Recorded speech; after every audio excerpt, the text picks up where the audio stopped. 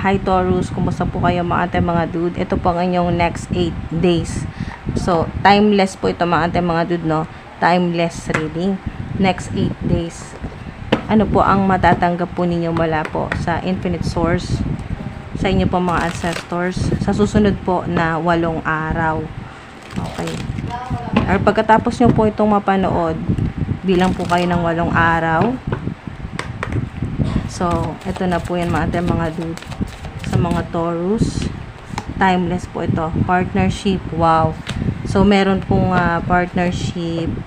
Pwede po yung business partnership. Sa trabaho po yan, sa pera.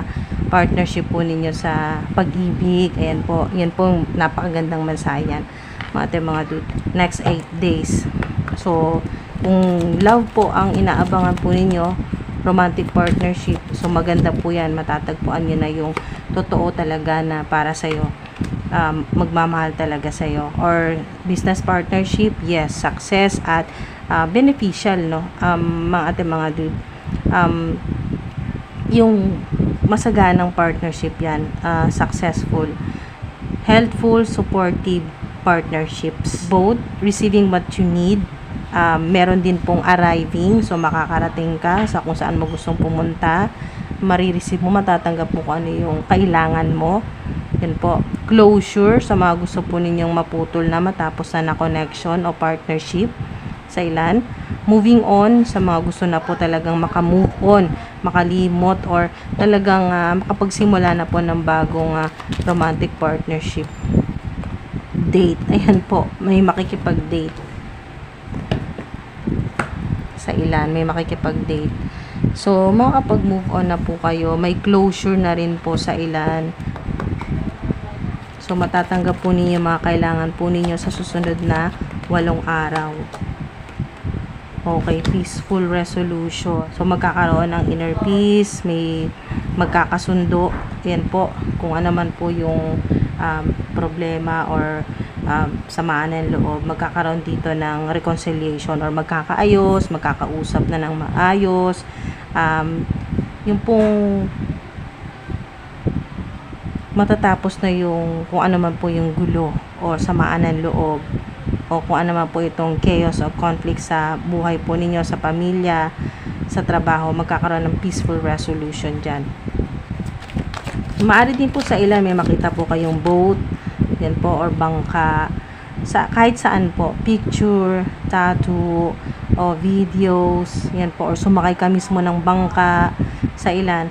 So, maaari ding sign nito na kayo po ay makapagbiyahe po, no, sa ibang lugar, sa ibang bansa, or magtrabaho sa ibang bansa.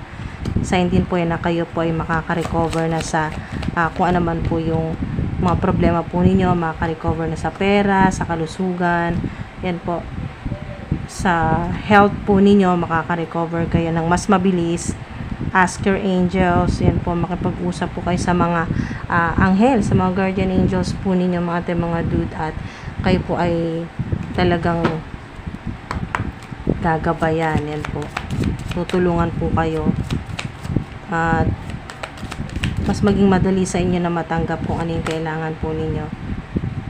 So, maraming challenges sa kasalukuyan, maraming mga problema, maring may Leo sign na nakakasalamuha.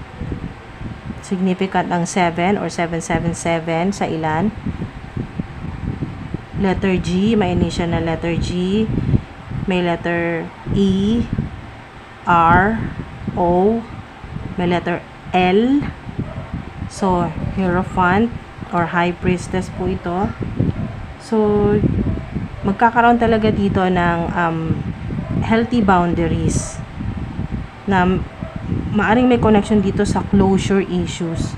So, sa ilan, oo, magkakaayos na kayo, magkakaroon ng kapatawaran, pero mas magiging maingat ka na hindi na rin maulit na mag-take advantage sa'yo or talagang yung bigyan ka ulit ng kadramahan o anumang ka-bullshitan sa buhay mo ng mga tao na to.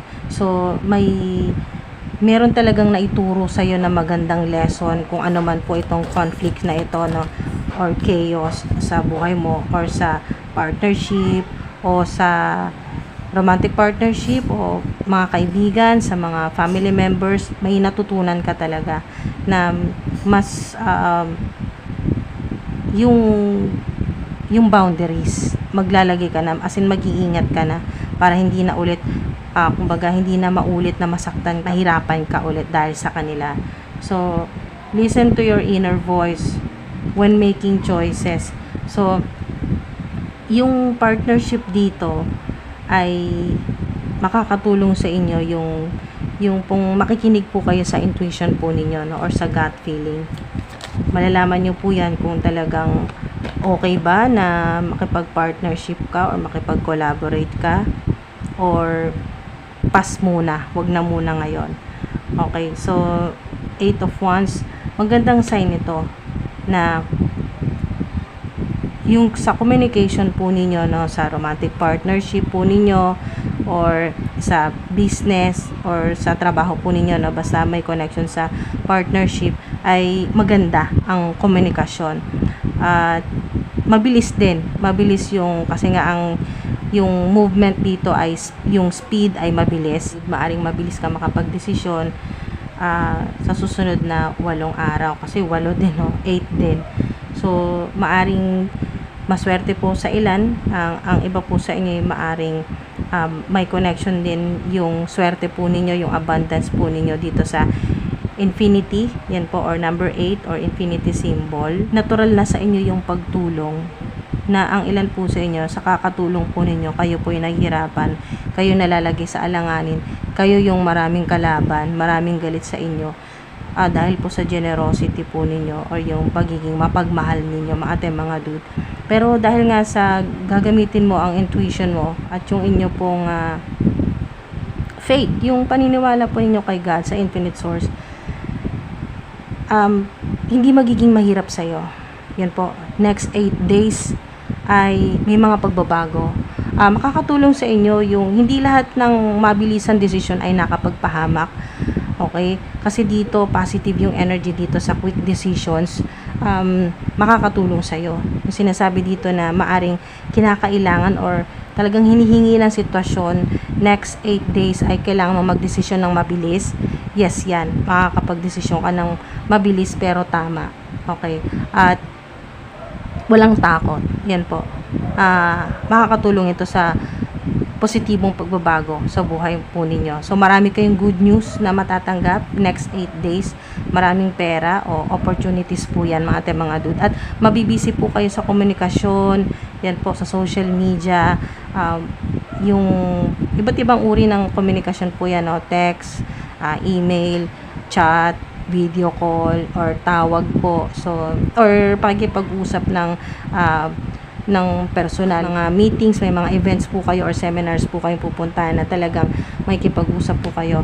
Or sa ilan naman po na nasa public eye or public speaker, basta kayo po ay talaga communicate, nakikipag-usap po kayo, networking, nakikipag-usap sa maraming tao, ay napaka-favorable po nito sa inyo. Maraming maniniwala sa iyo, ayun po, maraming susuporta sa iyo.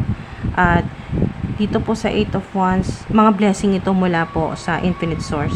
Parang pauulanan ka ng mga opportunities, blessings, o mga milagro na kailangan mo. Meron ka ding ancestor na talagang nakatulong sa iyo. High priestess o hierophant po yan, yung inyo pong ancestor na tumutulong naman sa iyo sa pagkonekta mo sa spirit realm, pakikipag-usap sa mga anghel, sa mga archangels, pag problemado ka or talagang marami kang mga challenges na kinakaharap, tumutulong sa iyo mga ancestors mo. So maaari din pong kayo may kakayahan, no, bilang high priestess, high priest o hierophant.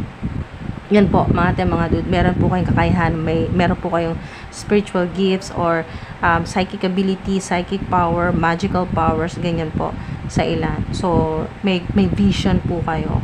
So, maaari din po na kayo po ay nagtuturo, yan po. Pwedeng spiritual teacher o kayo po ay sa ilan ay teacher, professor, ganyan po. Na talagang importante na maituro mo sa mga young people yung values, yung beliefs, yung boundaries, healthy boundaries, yung wisdom, divine wisdom, Yan po, mga dude, na maibahagi mo yung divine wisdom mo, na namana mo sa mga ancestors mo, high priest or high priestess. Yan po yung, ang ilan po sa inyo ay may kakayahan din po na makabasa ng isip ng ibang tao, or marunong po kayong magbasa ng tarot cards, tarot readings, ganyan po. Or may kaalaman po sa astrology, or kayo po ay medium, psychic, ganyan po. So, maganda, napakaganda po ng mensahe sa inyo, at sana may nakuha po kayo dito. Ingat po palagi mga dude. Salamat po. Salamat po sa oras at sa divine energy po ninyo. Maraming good news, at huwag po kayong mag-alala, yung mga partnership po ay maganda. Sa career man ito, sa personal po ninyo na buhay, ay gustong ipaalala sa inyo na you are receiving help. You are receiving help from heaven and from a person who brings needed skills and resources. So, kung ano yung mga kailangan mo, talagang ibibigay yan sa'yo na infinite source, so to speak, ni God, receiving what you need. At arriving din, makakarating ka ng safe, yan po. At magagawa mo kung ano yung mga kailangan mong gawin. Makakapag-focus ka, walang distractions, walang istorbo, yan po. At meron din kayong, yan po, may makikilala, may makakadate sa ilan. Kung kayo naman po ay talagang interesado naman po sa love reading, ayan po, sa love life, yan, meeting someone new naman, bago. So, ano man po yung gender, prefer po ninyo na gender na makadate, yan po. Mga dude, maraming salamat po, ingat po kayo.